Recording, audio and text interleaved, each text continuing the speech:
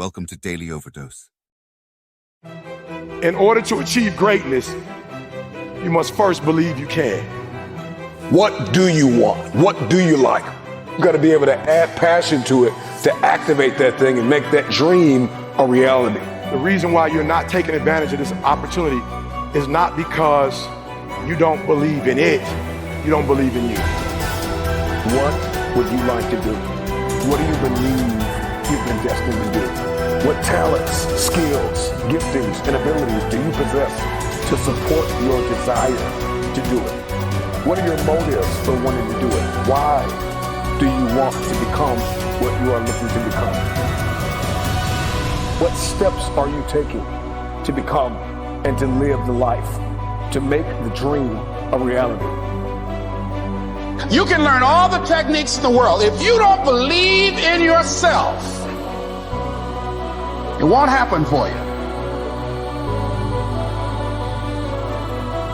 So you must continue to believe.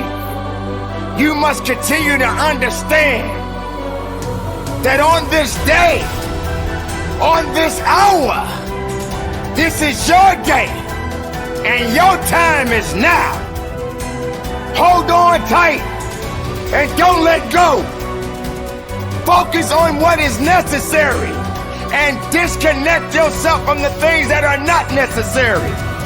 I spoke it, the world heard it, and it activated. Your problem is that you don't believe you belong here.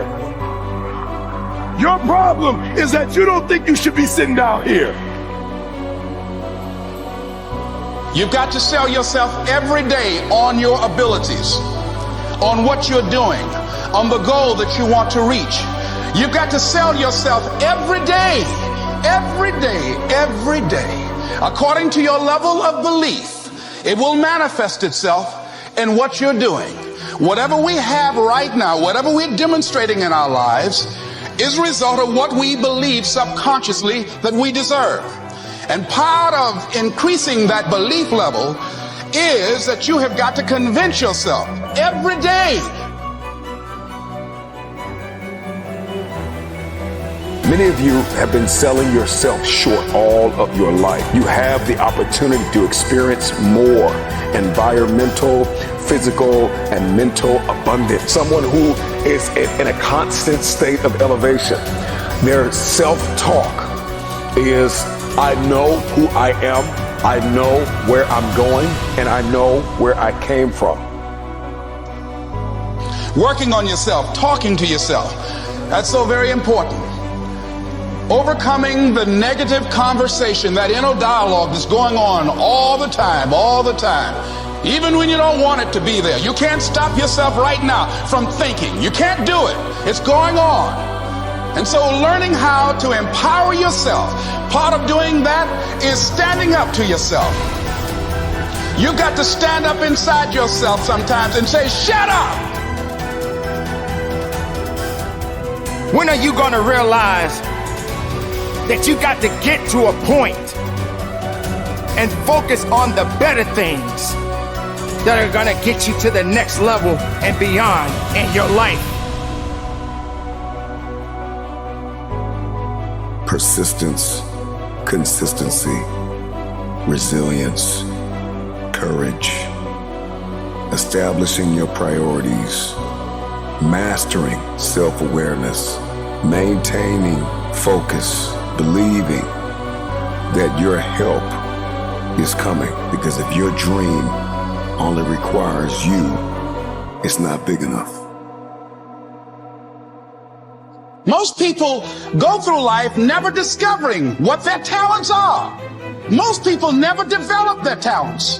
They have skills and abilities, but if you don't nurture them, if you don't develop them, they will never serve you. Your gifts can take you many places if you develop your gifts. All you got to do is realize that it's up to you to make a difference in your life. The only reason you're not the best right now is because you don't believe you're the best now. And when you walk out this room, I want you to go in and I'm the best right now. He said, before you even become number one, start to proclaim it and say it long before it happens. So there are those of you who want to mimic their behavior. It's not their behavior you need, it's their mindset that you need. It's the way they think is what you need. You need to start to believe.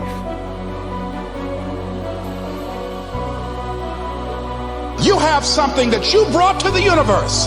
And that if you decide that my life deserves my developing this, what I do well, and becoming the best at it and mastering myself and seeing what I have within me, if you decide to drop your buckets where you are and develop your gifts, I grant you, you'll never ever be without. I grant you that your gifts will take you places that will literally amaze you. I grant you that if you begin to work to develop your gifts, you'll develop a strong sense of happiness. You'll get a larger vision of yourself, because part of beginning to get a larger vision of yourself, all of us need some area of our lives where we can have a feeling of competence. That people know when they think about this area, that's something you do. That you eat and sleep that. And that you do that. And people know it. I don't care what it is that you're trying to achieve, what you're trying to accomplish, what you're trying to give, how you're trying to evolve, what you are looking to become. Everything rises and falls on your perspective. If you decide to maintain a sense of integrity with yourself, that if I speak it, I'm going to live it. It's who I am. I know you hate the gym. I know you hate to lift weights. I know you hate cardio. I know you don't like drinking water. I know you don't like taking care of your temple. You think it's the hardest thing to do in the world to commit. But there is somebody who's in the grave today, and if they had another opportunity to live, they would enthusiastically, with great confidence and courage and consistency, do what you hate just to live a little longer. Find the positive. See the bigger picture. Guard your gratitude. What price are you willing to pay to make the dream a reality? But just look forward. Look forward to the best of you. Look forward to the mistakes you may make. Look forward to the failures that may come your way.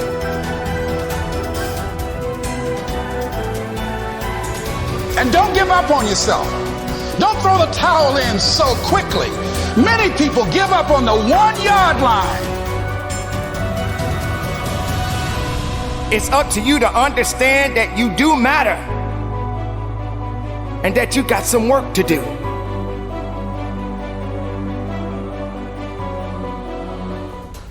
Faith of any kind always comes by hearing.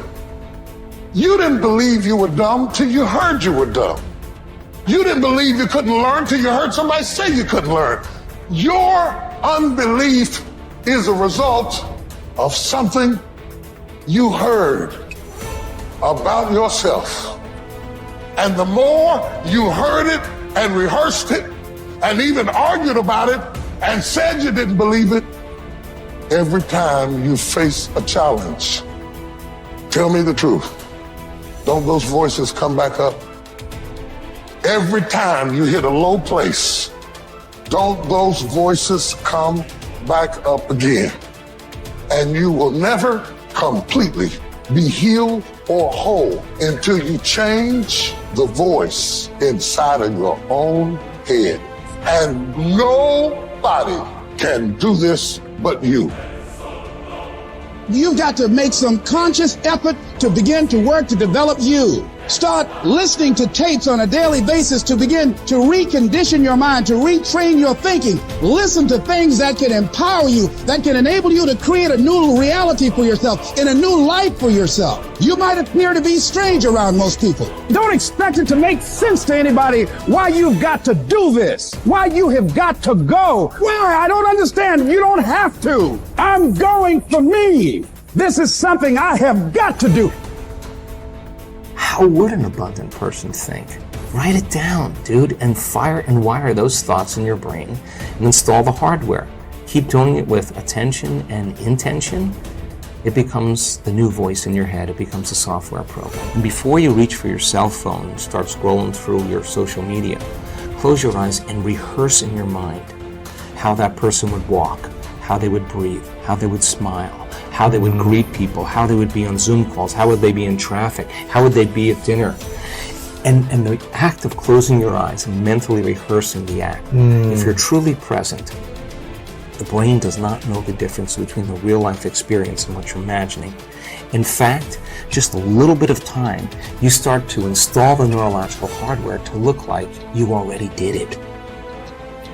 You must have faith. You've got to believe in yourself. You've got to believe in your abilities, your ideas, unquestionably. You've got some idea, some dream that you might have to go back and brush it off and look at it again and say, I've got to do this. This is what I'm supposed to do. This is why I showed up. You've got to talk to yourself day in and day out, selling yourself on you and on your potentials. And all I want you to do every day is just say to yourself, when you feel that inner negative conversation saying you can't do it, just say it's possible. Other people have done it, then we can do it. We fail a lot of times. Well, a lot of other folks fail, and eventually they came back and they succeeded. So it's possible we can have what we want, and it's necessary. We get negative, do-nothing people out of our lives. It's necessary. We never stop learning and growing and developing ourselves. It's necessary that we never give up. Whatever we have to do, it's worth it.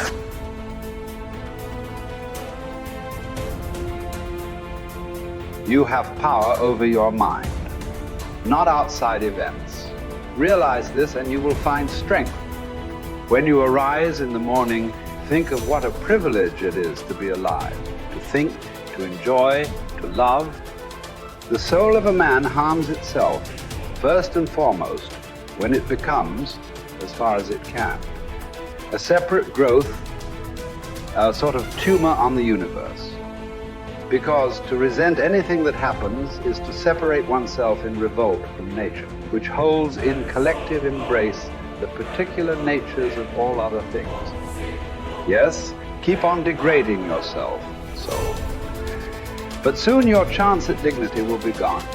Everyone gets one life. Yours is almost used up, and instead of treating yourself with respect, you have entrusted your own happiness to the souls of others. Everything of the body is a river. Everything of the soul is dream and vapor. Life is war and the abode of a stranger. The only fame after death is oblivion. Forget everything else. Keep hold of this alone and remember it. Each of us lives only now, this brief instant. The rest has been lived already or is impossible to see. The span we live is small. Small as the corner of the earth in which we live it. Small as even the greatest renown, passed from mouth to mouth by short-lived stick figures, ignorant alike of themselves and those long dead. It's the programs in the first 7 years of your life that actually started in the last trimester before you were born. The fetus is already learning.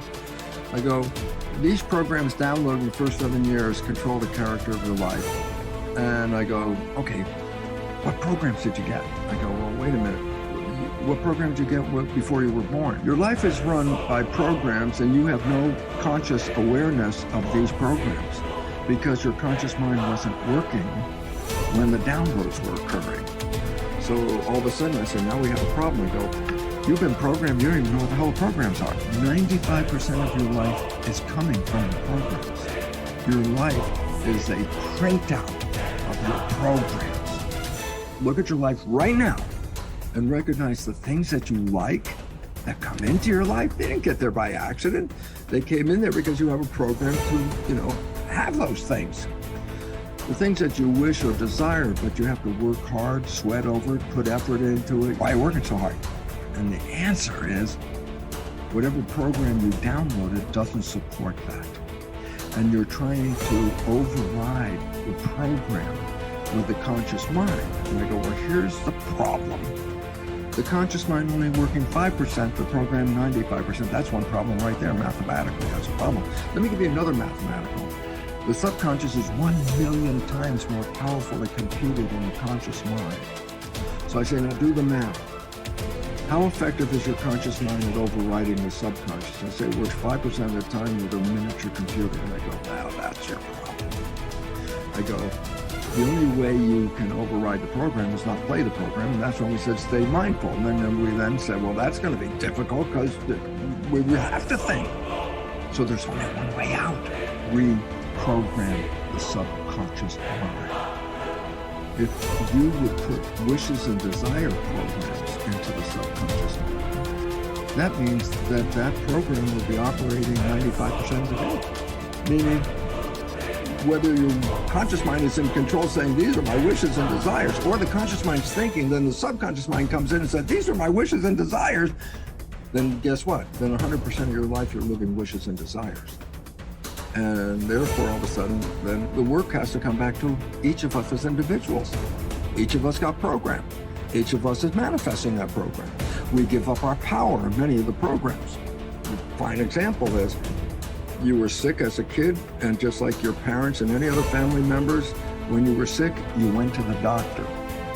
I go, that's a habit. I said, what does it mean? It says, you learn this in the first 7 years. The program, it says, when you're sick, you give up this power and you go to that doctor and you accept the doctor as the power over you. Because when it came to health, it's like, no, you don't do it. The doctor does it. That's the program. I say, so what's the point?